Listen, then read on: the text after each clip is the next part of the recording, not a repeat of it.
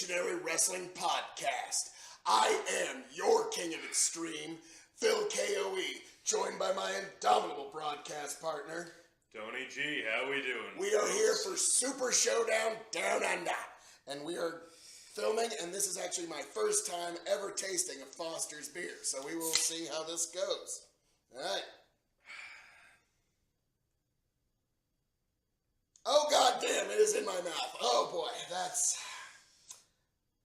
Oh, yeah, it's okay. It's okay. Yeah. Mm.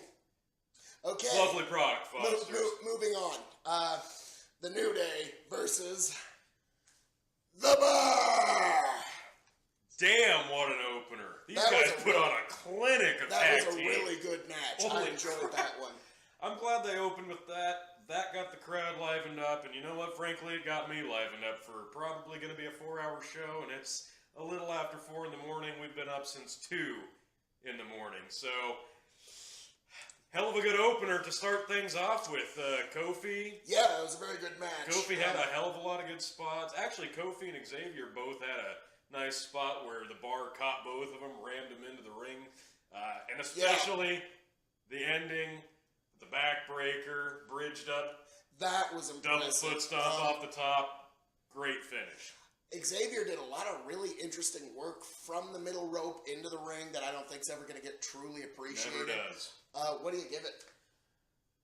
It's hard to score the opener when it's that good. So I'm going to give it a solid 3 because I felt like it could have gone a little longer. Could have. I'm going to be a little more generous and give it 3.5. I thought that I wanted to go 3.5, but I think it could have gone another. I think you were going to go 3.25. I wanted to, but it is the opener. I'm only going to give you halves and wholes, folks. That's what you get for the KOE Nation. But yeah, we both had the New Day on that one, so we'll see how the rest of the match goes, or the rest of the event goes. All right. Charlotte, Becky. I'm going to consider myself vindicated because I predicted that it was going to be a schmoz finish with Becky walking out with the title, and what do you know? I'll be honest, I did piggyback a bit off of that pick, mostly because I had a feeling we were going to see a shitty finish at one point, and there it was. We'll probably see another one, but it was hard to pick against that because, God, you just knew something was going to go wrong because as soon as that match started, I'm like, man, this is already better than their last meeting where Becky won the title. That wasn't hard, though. No, the fluidity was good. Very hot, very fluid, came together well. Both gals really worked their asses off. Great spears. Yep. You said you wanted to mention something about the ring gear. Oh, yeah. I mean, look at Becky's, when she's cutting promos. She looks like a total badass. She comes off as a badass. Her look is good. She hits the ring wearing the same shit she debuted in, like a few years ago. It doesn't look good. To me, her outfit seems to be like a tribute to the classic Carney connection of professional wrestling, but you're right. Like Chris Jericho said, whenever you make a change to your character, you have to make a change to your look. Yep. And so I think that's the next step for Becky. But that all being said, not a terribly bad match. No, I was very entertained. I was going to be really gracious to it, but then the ending was really weak. Becky saved the finish by constantly whipping Charlotte with the title, which was, we'll take it. Keeps it going to Evolution. That's the ending you could have seen on a SmackDown, though. And I understand this is more of a glorified house show, but this deserved a little better. Super House Show-Down. Good match like that. That's what the internet's called it, Super House Showdown. There you go. I think it's going to be a little bit better than that. We have Undertaker versus Triple H one last time. But, that all being said, what do you give it? 2.5, because it was pretty good. I was thinking the exact same thing. Right. 2.5 stars. So, Becky, I wish you had been booked a little different. I wish you would have been booked a little different more than the ring gear or anything else. But fair enough. We'll see how the rest of the show goes, folks. With the 6th move of doom, John Cena picks up the win for his team of the epic, beautiful, amazing, compelling, incredible team of Lashley, John Cena. My God, what a clinic. Take everything good we said about tag team wrestling from the opener, throw that in the garbage disposal here. Because you know what this match needed? more Lashley. I mean, Cena hit the ring for maybe a minute and a half. We just did not have enough Bobby Lashley in this match. Bobby Lashley pretty much carried that match. And somehow, after almost 20 years of being a wrestler, Lashley to this day is still just as green as the screen behind us. Ouch. That can't be stressed enough. I will say, when it comes to the pure athletic maneuver of when he takes a bump, it's done very well. He can take great bumps, but his problem is stringing it all together. And he did have a couple of flubs. It's the same thing with Lesnar. It's impressive watching him take a big bump because you see that big, bulky, muscly frame taking the bump, but Lesnar knows how to take it without hurting himself. Lashley dives through the ropes and dumps his body on the floor. That looked like it hurt. Yeah, I bet that didn't tickle. But all that being said, how would you like to grade this match? It's hard because on a scale of Elias and Kevin Owens opening the match, doing beautiful mic work. That was well done. And doing their heel work in the ring. They did really good with what they were given. I'd give them easily 3 stars. Hell, even for John Cena's, minute to 2 minutes in the ring, he was fun other than the move. The 6 moves of doom. And his post-match stuff was good. I'm speechless for his post-match speech was really good. And then there's Lashley. How do you grade Lashley? Because Lashley sucked bad. I mean, every other move was pretty much a botch. I would give Lashley a half a star. I'll give the other guys in the match 3, so I'm going to give this an average of a 1.75 at I was best. going to be a lot more generous than that. I was going to give the other 3 guys in the match, Cena, Kevin Owens, and Elias, I was going to give them 3 stars. Okay. Lashley, I was going to give 2. That's how I was going to grade that one. No, Lashley sucked. Sorry. But, as we expected, Lashley, Cena pick up the win, so we're right on track here. 3 for 3. I was wrong. It didn't end with an attitude adjustment. Nope. Oh, hey. Sorry, I'll put it away. Let's say holster that. I'll put it away. So, we'll see how the rest of this event goes, folks. And the winner of this match, Fosters, are people who are truly iconic. Oh, yes. Iconic. Yeah, we don't have the pose down yet. Maybe when they start getting further up. We'll get there. We'll get there. Yeah. Now that you don't have the Mela Moonwalk to do, we got to do the iconic. Maybe the next event. But how do you rate this match? I'm gonna rate it a win for the home crowd because they got to see the Iconics with a W. Like us Yanks, root for the home team. There you go.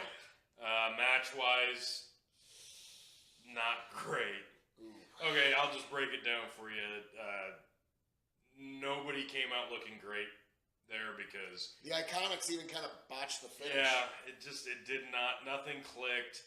Obviously, we all know Asuka's been booked into the depths after winning the first Women's Royal Rumble. Yeah. Ever since then, it's just been watching slope. Asuka in this match is just kind of depressing. Same thing with Naomi. Ever since her title run, downhill slope. Iconics. Pretty good debut. And they've kind of treaded water a little bit. Trend. They get a win here. It doesn't do much for them moving forward, though. It's just to appease the home crowd. That said, rating-wise, not great. I'll give it a 1.5. And that's probably just because I picked the winner and you picked the winner right. So we're 4 for 4 apiece. But how would you rate it? I'm going to agree. 1.5 star. It was okay for what it was. It was a root for the home team match. Yep.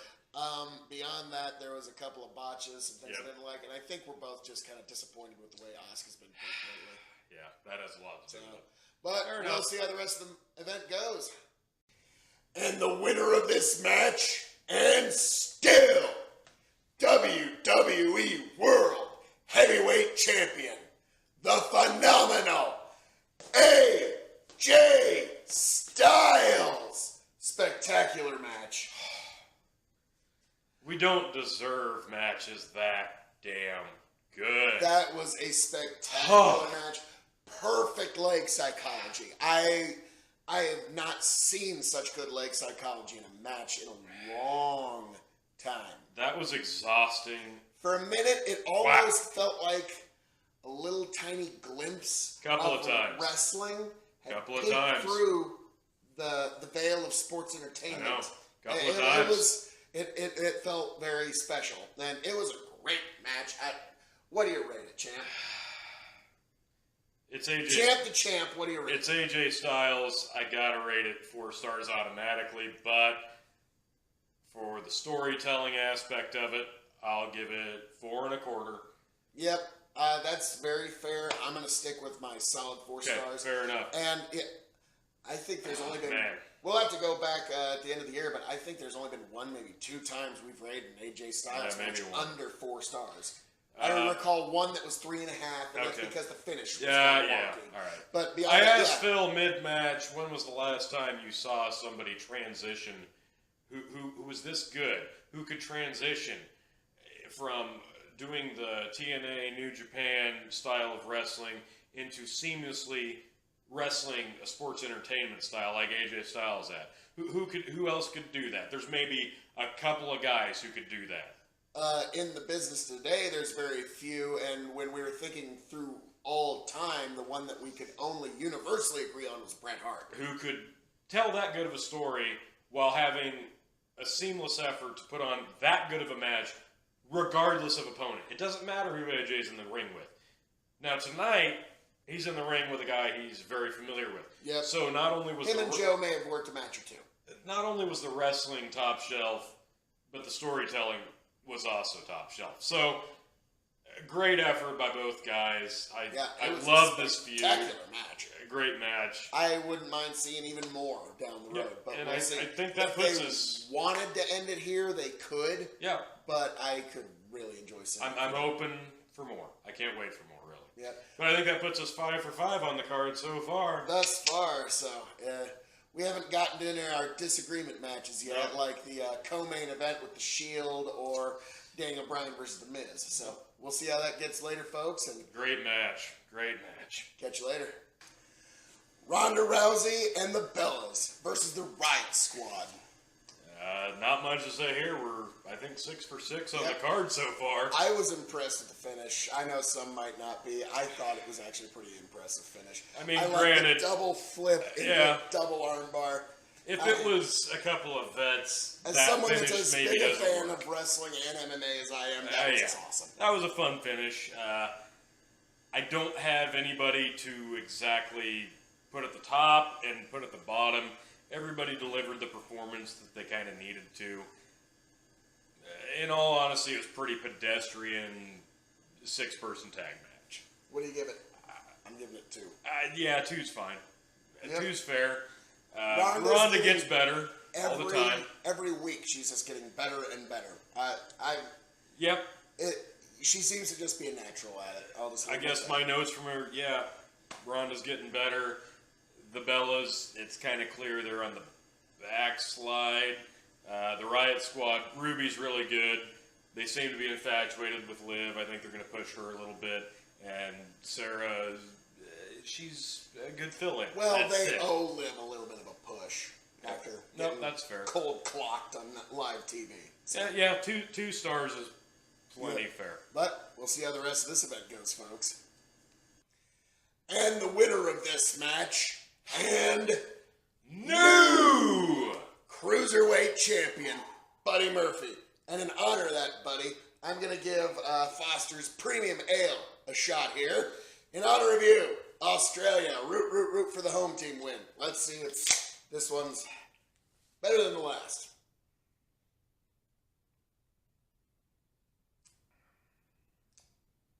It's better. I'll let you finish that. I'll let you. Thank you. That being said,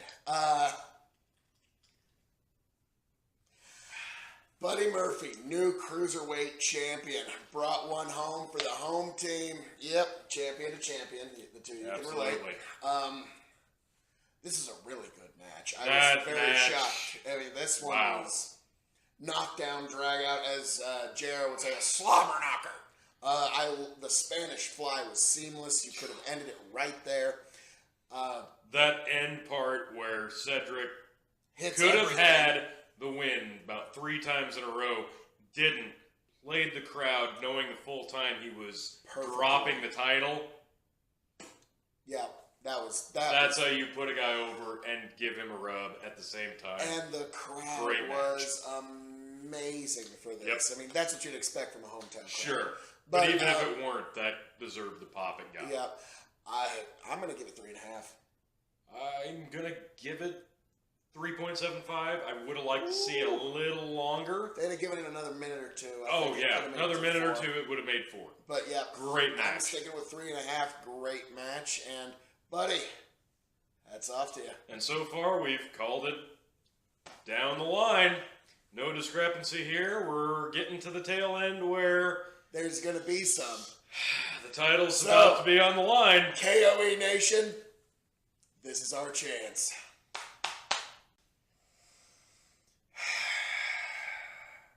The winner of this match. There's a third one.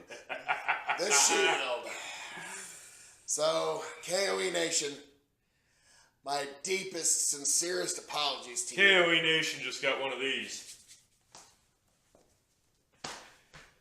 The Shield wins. The Zig World Order, you were so close. You were so close. But so far on the night, that makes Tony G 8 for 8.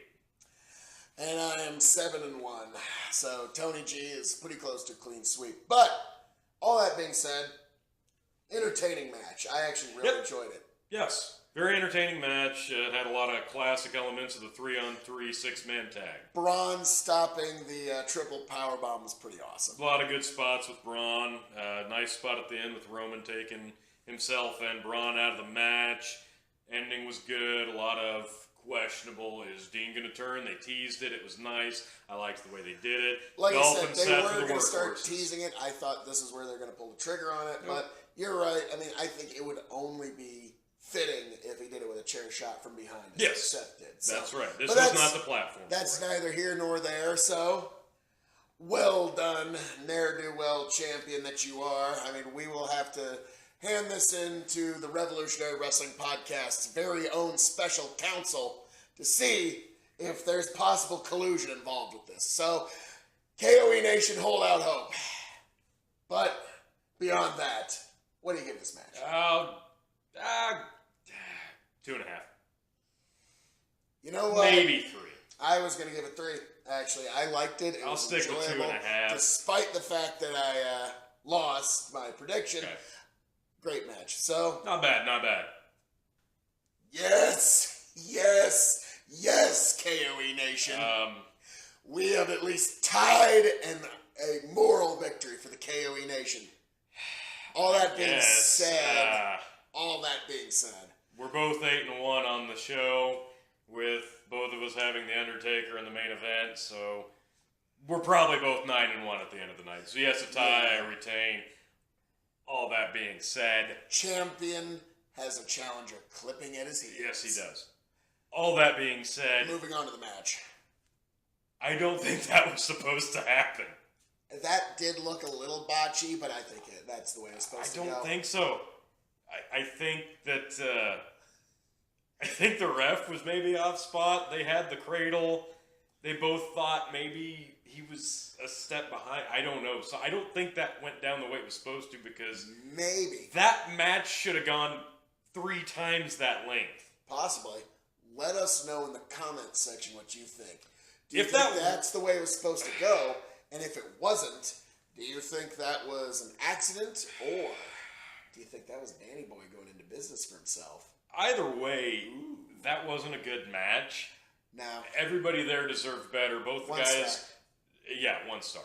Both the guys in the ring deserved better. That should have gone a lot longer. There was a lot more story to tell there. The Miz's facial work and him turning around and then surprise attack, working the ribs. It was all building to something actually pretty good. If they saved face there at the end with a botch finish, kudos to both Miz of them. Did really good. For not breaking character. Daniel for celebrating, Miz for being shocked, upset. But, I feel like the ref's decision's final. If you get the accidental 3 count, you're supposed to go with it.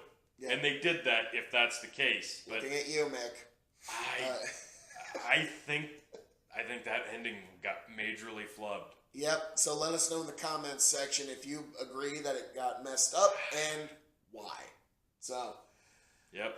Beyond that, the new #1 contender to the WWE Championship. Yes, yes, yes, Danny B. The winner of this match, I know very shockingly to anyone who ever saw Triple H's match with Sting, Triple H. Really should have saw that coming. Yeah, to be fair, we probably should have seen that coming. Good match. 2012, Taker got the win, so you knew eventually, hey, Taker, gotta return that favor. You gotta return that favor for me. And return the favor he did. Triple H victorious amidst the comeback undefeated tour of The Undertaker, where he has now been toppled. Yep, so... That mystique is gone, and, who else needed a rub better than Triple H? I know, the guy really needed a win. He did. He was really losing some momentum. Triple H did need a win if he was going to continue wrestling, because he's been on a bit of a losing streak. Yeah. Triple H did not need the rub, though, at the end of the match, and it was a long, probably 40-minute match. Brothers of Destruction still stand tall. They, of course, set up the inevitable tag match, DX, Brothers of Destruction. Awesome. I'm going to assume is going to be at Crown Jewel, probably? I hope not. I really hope they hold that one back. That is... I don't think they will. They could build that one for a while. They could, but they won't. I think that's a Saudi sell. I think that's what that is. We'll see. We will see. But all that being said, good long-paced match. What do you give it? There were a few spots that kind of drug on a little longer than they needed. And you know what? I'm going to not blame that on the age of the performers in the match. I'm going to blame that on the match before it getting cut really short by a botched finish. You heard it here first. Possible. So what do you give it? I am going to give it 3. 3. Yep, 3.